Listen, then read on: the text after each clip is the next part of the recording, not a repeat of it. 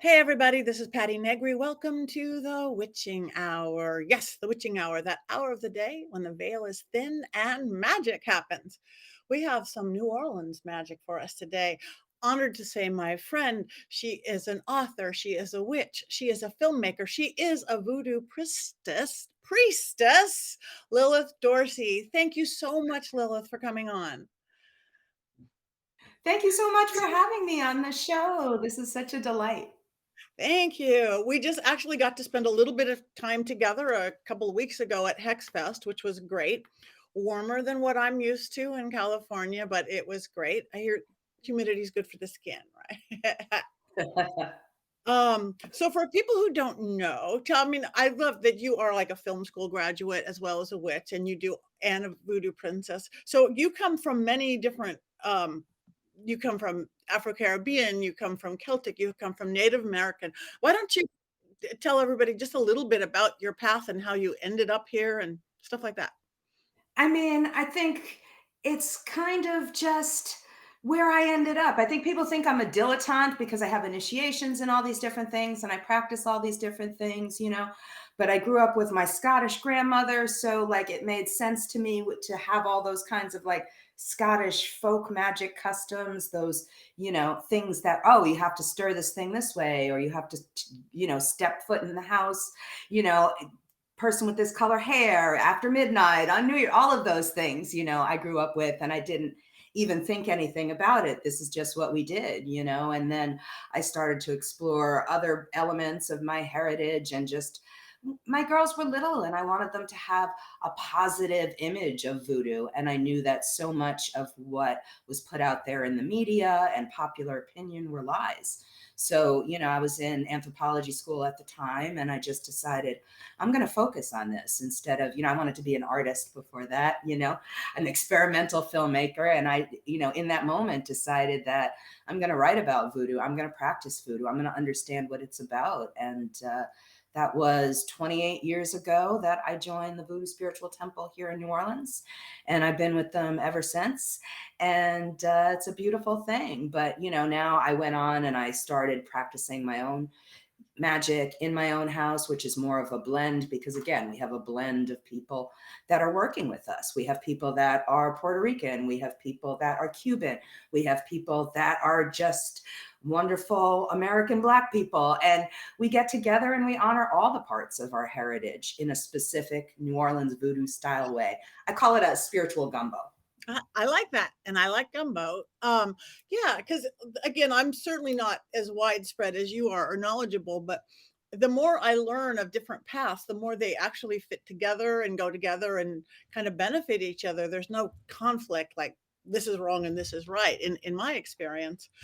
You recently did our Witches Movie Coven, our fun live podcast where we talk about movies, and we used to talking about witchy movies and what they get right, what they get wrong, if we like the movie with or without the good or bad midget. So you came on for Angel Heart, which was a very voodoo oriented New Orleans. And we talked about how probably incorrect they got what voodoo Oh yeah. is. A lot of people still, I think, far more than just witchcraft or all the things that they're traditional or Wicca. Voodoo is the most misunderstood. Why do you think that is, or what do you think the most misunderstood thing is to the general world out there? Well, I think honestly, the reasons voodoo is misunderstood, to put it bluntly, is racism.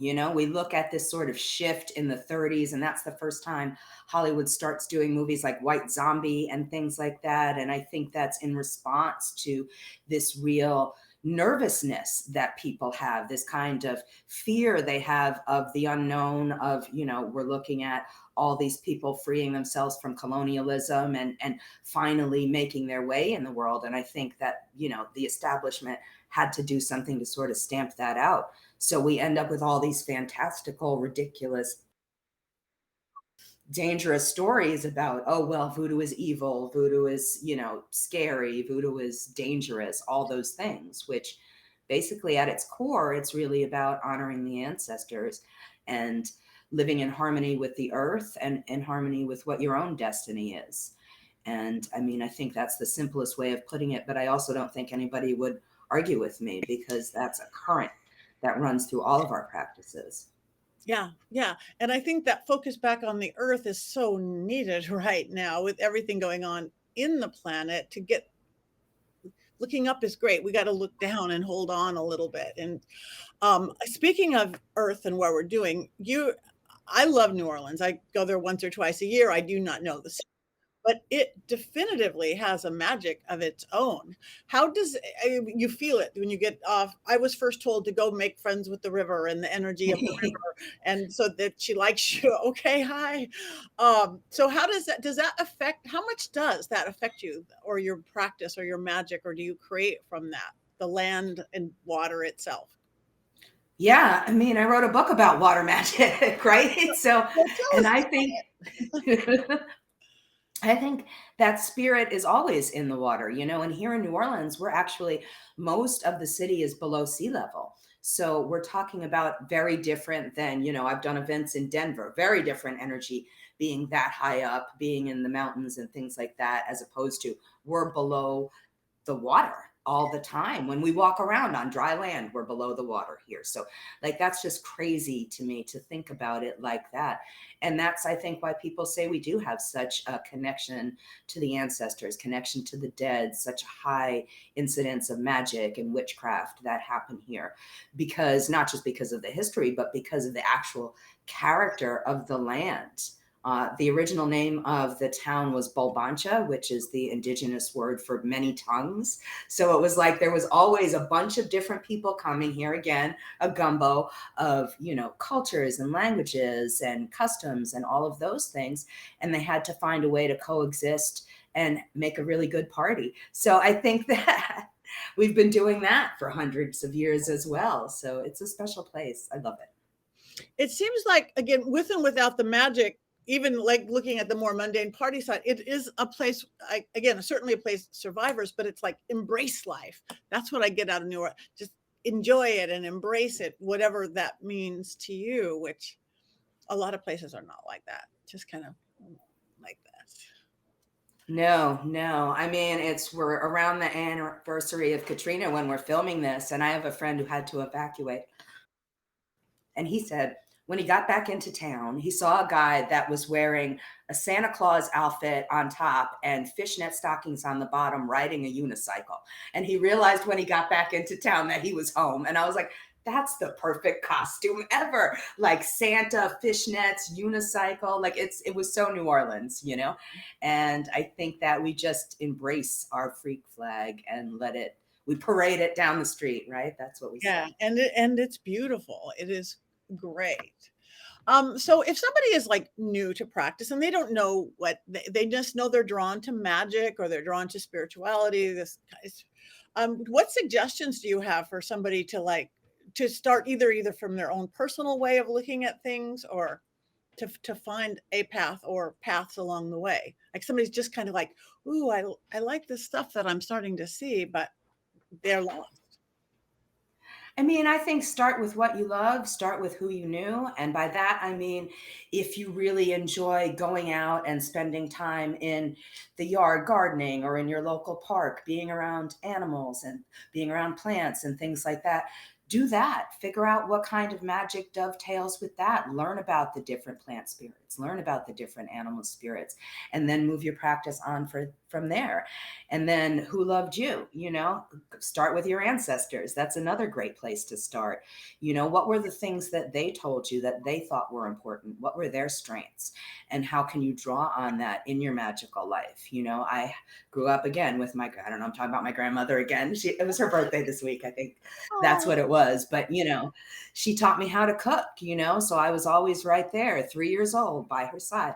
I think this is something that a lot of people are familiar with. They've got a big bowl, you've got a little bowl, you're making your own thing. There's ways to stir, there's ways to add ingredients, there's ways to act in the kitchen. And I don't just mean from a cleanliness standpoint. I mean, from a magical standpoint, right? Like we don't stir things with a knife. I had to tell my godkids that the other day. I mean, obviously you don't stir things with a knife, because if you stir things with a knife, then you're going to get that sharp energy into the food, and that's not necessarily what you want. If you stir with a spoon, it's going to be much more gentle, more rounded, more curvaceous as you go through the actual thing. So simple things like that, but they really are magic. That is beautiful. Yes. I actually got on that goofy TV show Master Chef playing the witch card, so to speak, about magical cooking, even though I really don't know what sauté means, so I did not last more than a minute. But it's so really kind of about awareness then too, and consciousness of our actions and what and why we do things. Yeah, I think all the traditions that I practice are sort of focused on not just having magic. Ritual starts at, 7:45 and goes until 9:13, like it's about, oh, I get up in the morning. Am I going to remember my ancestors and share my morning coffee with them? Am I going to go outside? Am I going to say hello to the trees when I take the dog out or when I get the mail? Those little teeny things that you can bring magic into your life and just sort of perk up your day. I know that sounds like a cliche, but I think that instead of focusing on what's bothering you, focusing on the magic that is around you, that is going positively and enjoying it, that you're going to have a much better outlook and draw more good things to you. Right. Good. How do you think it's, again, us magical work and magical practice and, aware people so awake, as we're coming out of this pandemic and all that, how do you think that that affected us? Because I'm still seeing some really oddities in that aren't coming back the same way, some way better and some not so much.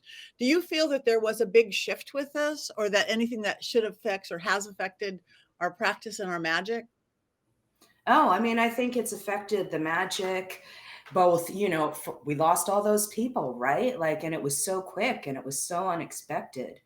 I was in New York City at the beginning of the pandemic and it was horrible, So I think there's a lot of pain and grief on both sides of the equation, those that passed and those of us who lost people. I lost so many people sooner than it should have.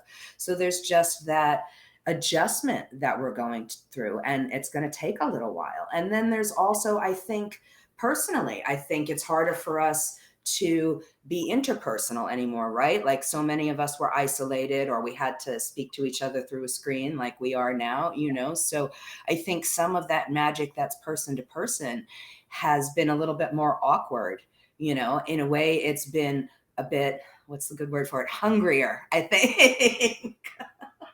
That's a good word. Yeah. Um, Yeah. so much loss and so much people dealing with it. So that brings up a point. So it's kind of like looking at death, where death, a lot of people maybe knew one or two people who died. It was their grandparents or great grandparents, or maybe the one kid had an accident in school. Everyone has been surrounded by death. So again, whether that makes you look at mortality or afterlife or not, I'm just seeing some really interesting stuff. I haven't even been able to put it into words yet. But speaking of death, I have never seen more graveyards any place in the entire planet than in New Orleans. It's like, wow, they must have a lot of dead people. And I know they're under the ground as well. So how do you think that affects even the energy, both in the magical side of things and just day-to-day life, or does it? No, I think it definitely affects day-to-day life for, people who are not magical, and certainly for those of us who are magical, because it's like the dead are right there. A lot of people talk about the dead walking through the city, the dead being present in this city. Again, I think it's a twofold thing between the fact that the water's here. A lot of cultures, especially in West Africa, talk about the dead being under the water. So I think that being that close to the water allows us in some way to be closer to the dead. And then literally they're right there. I remember one of my first trips, I came to town and I have yet to find this cemetery again. And if anybody knows where it is, let me know. But we found this like little secret cemetery where people had handmade tombstones out of like cardboard and glitter and stuff from the dollar store. And they had just put them there. And it was really, you could tell that the people were not very far under the ground. There was like bones poking up and stuff. Like it was wild. It was crazy. Wow. Crazy, Yeah, that's crazy. why, because Yeah. anybody who hasn't been there, your graves are all in cement and above ground because of that water level, right? Because otherwise the bones come up and they Yeah, because we flood. There's a couple like out on the West Bank and whatnot that are in the ground. But yeah, for the most part, they're above ground in tombs. And again, anybody who knows anything about the heat in Louisiana and how things were done, I've heard a lot of people say that they just, there's a lot of people in those tombs. When I was a kid, I thought, oh, there's a little box, there's one person in the box. No, they shove that back and stick another person in the box, every few years. It's Wow, crazy. Crazy. it is crazy. So you have what your newest book out is your book about Orishas, right? Voodoo princesses. Is that your latest one? My most recent book is I published 3 books during the pandemic, so I'm like, which one was it? Amazing. It's Wow. Voodoo and African Traditional Religion. That's my most recent book, yeah, So tell which us is a a little bit. reprint of my first book. Oh, good. So tell us a little bit about that, what it is. Ooh, A friend of mine was working as a literary agent, and he decided he was going to be my agent. He was a famous witch, and he told me that he wanted a book for somebody who knew nothing about African traditional religions, or maybe they were into voodoo, but they didn't know anything about Lukumi or Santeria, and they wanted to learn that. What were the similarities? What were the differences? So that was really the beginning of that book when I first started writing it in 2004, and then it went out of print right away. So mhm. this is sort of it was out of print. It sold for $500. I would tell people that I would, do a little dance and sing it to them for $500. That's a lot of money. Wow. I don't get any of that, you Right. know.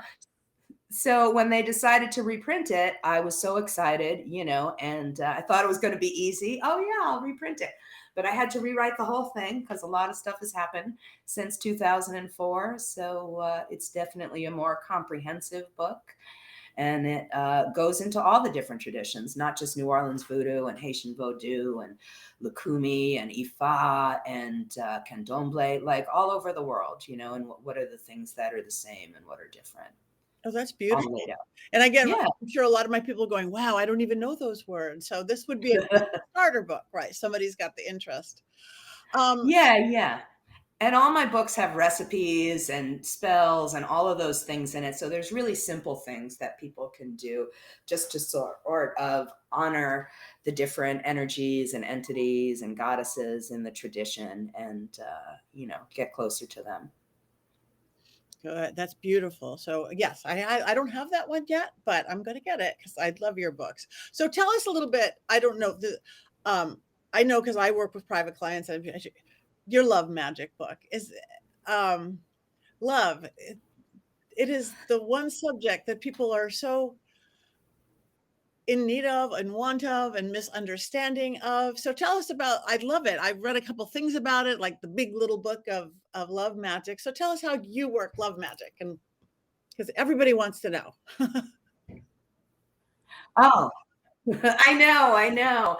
I mean, it was such a hard book to write just because I think that from an ethical standpoint, that I think that people are Mhm. like, oh, what is okay to do for love magic? What's going to happen? Are there consequences? Again, this is something we've seen play out in Hollywood and the media and all of that. Like, oh, I'm going to do this love spell and this is going to happen. So putting together, I think there's over 250 spells in there or something, putting together all those spells that were going to be safe and beneficial and helpful to people who were looking for love. We start out with self-love spells. There's spells in there for, loving and caring for your pets, loving and caring for your siblings, how not to argue over the dinner table at Thanksgiving and love your family, even if it's just for an hour and a half. So, and then it's also an exploration. My minor was in plant science. So it's an exploration of all the aphrodisiac plants and herbs and everything like that, and how you can use them in both spells and in your cooking and things like that. So there's everything in there. I just sort of set out to put everything that needed to be in that book. And personally, I had gone around for, I'm notorious for having challenging, that's what I'm going to say, love life. So personally, I went around and asked every witch I knew for 20 years before I even wrote the book, what's your best love spell? Give it to me. Come on. Like, and we would trade, and I would trade with somebody and they'd get married and they'd be happy, and I'd be at the hand fasting and I would still not be married or so. Yeah, I mean, there is people like that, magical people that could help everybody else, and they could do this and this and this, but this is one little area. It's so funny. So I've got like 3 people I'm going to recommend that to right now. Yeah, Um, I had to figure it out, I just had to figure it out. so again, I'm so intrigued with all your books, and I know my people are too. So when you look at your book, your Orishas, and people hear the word Orisha. So, but for somebody who doesn't know, what is an Orisha? It comes from the 2 words, Ori, which means head in the Yoruba language in West Africa, and Sha, which is kind of the root word for Ashe, which is our sacred energy, our life force that goes through all things. When I was talking about the religion being connected to the earth before, everything has Ashe. That's what we say. Everything has its own sacred energy, even if it's just a tree or a flower or a food or a song, or all these things have their own sacred energy that we can tune into and sort of vibe with and jive with, and use that energy to improve ourselves and the world around us. So that's basically the concept. Since it means head, Ashe, each one of us is given sort of a guardian spirit, I think is the easiest way to explain it if people don't understand it. The Orishas are seen as gods, goddesses, sacred energies, but they were also seen as people once. There's that Sure. concept of them being honored ancestors or deified, wonderful people that are still honored hundreds, if not thousands of years after they existed. I think the earliest written evidence BCE. So we're talking about 400 years of being, sacred and worshipped. That's Did I beautiful. lose you? Yeah, because again, it's one of those words you hear and quite don't understand. So now there's a book for it. So these are on the Yeah, world of yeah. filmmaking. Is that something you'll do? Because I love when this can all be combined in what you're doing. Is there any projects that you would like to do, whether you're doing them yet or not? Or what have you done? There's a lot I of know I projects asked. I'd like to do. The thing I'd really like to do that is just sort of on my wish list of things that I'd like to do right now. We were talking about the state of the world, the state of the environment, all of these things. I would love to do a project that was helping to chronicle some of the herbs and plants, and both for magical medicinal uses that we have here in Louisiana from a voodoo standpoint, from a witchy standpoint, from an indigenous standpoint. I'd like to get some of these oral histories recorded and placed somewhere that they really deserve to be seen and understood and preserved. So that's what I would love to do right now, but I don't know if that's going to happen because I actually asked you that, and because I do see you doing something. I see it being very much back into that filmmaker realm of things. So I just keep seeing it. So it's like, what is it that you're going to be doing? Because I see it. I see it. So who knows? Okay, I like You that. will watch this, listen to this, and go, "Oh yeah, I'm going to hire her." I don't know, because I just keep seeing it. I'm at the premiere. That's great. Yay, I love that. Fantastic. I love Yeah, that. I work a lot. I'm very elemental in my work. My work's very simplified and very elemental too, but um, it's amazing what this little planet has given us, with or without the gods and goddesses and orishas, what we have just on this planet and the magic within it. Um, so how or what do you suggest? Is there somewhere that people, again, I love what you actually said, go out and just talk to the trees on your way out and appreciate your morning coffee and things like that. Is there any other simple ideas, either herbal wise or practice wise? Do you have certain practices that you recommend? Simple things that somebody could just open up that awareness? I think that everybody should have a good protection practice. It's something that I stress with all my students. I try and remember to say it in all my classes, but just whatever it is, it could be something as putting a line of salt on your doorstep.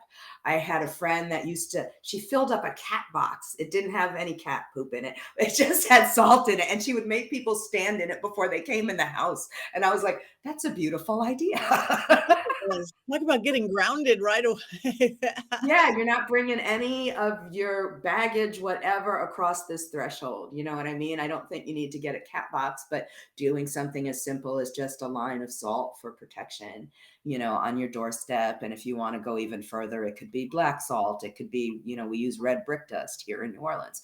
It could be your own combination of herbs and things like that that you use for protection. There's lots of ways to get it done. But I think if you make protection part of your regular practice, that allows you to be so much more successful in the rest of your day because you're not dealing with the little hassles, the little annoyances, the little unnecessary things that are happening when you're not completely protected.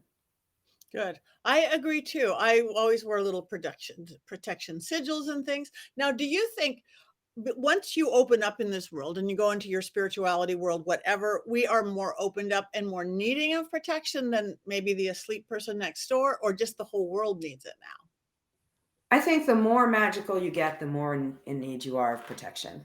Yeah.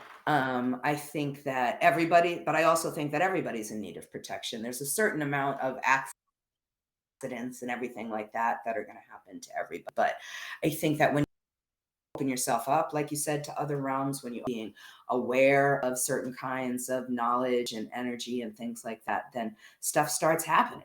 So Well, better open that we, door. only deal with, right? Just what's necessary. I mean, I don't think there's a way to get rid of all of it, but I think there's certainly a way to do your protection magic so you only have to deal with what's necessary in order for you to move forward. I think that is beautiful, and I agree wholeheartedly.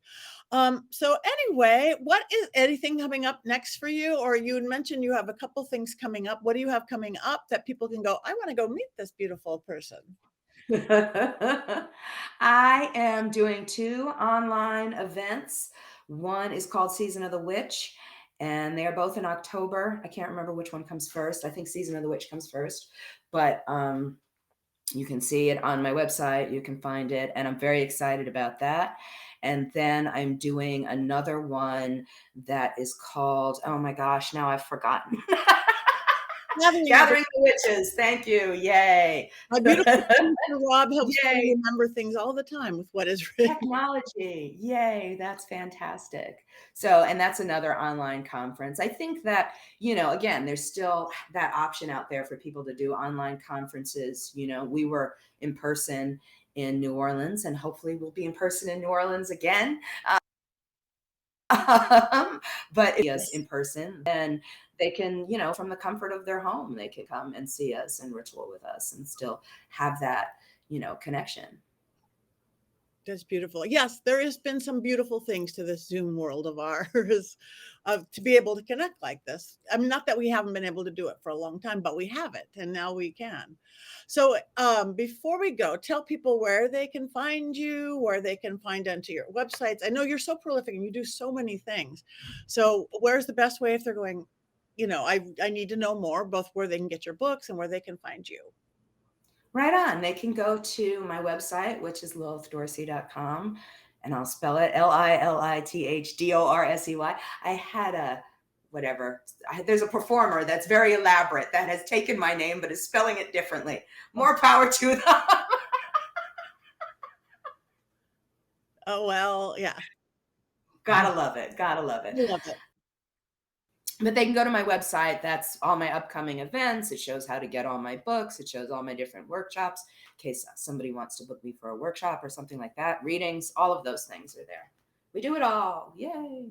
Do it all, yes. And again, from personal experience, you guys are going to love her. Her energy, you feel your energy, your beauty, your love, your depth when you walk into a room, Lilith. So I'm honored to know that. So thank you for bringing a little bit, more than a little bit of your magic to the witching hour. Thank you. Oh, thank you so much. I think you're so amazing, and it's such an honor to be on your show again, Patty. Yay. Thank you. See you soon.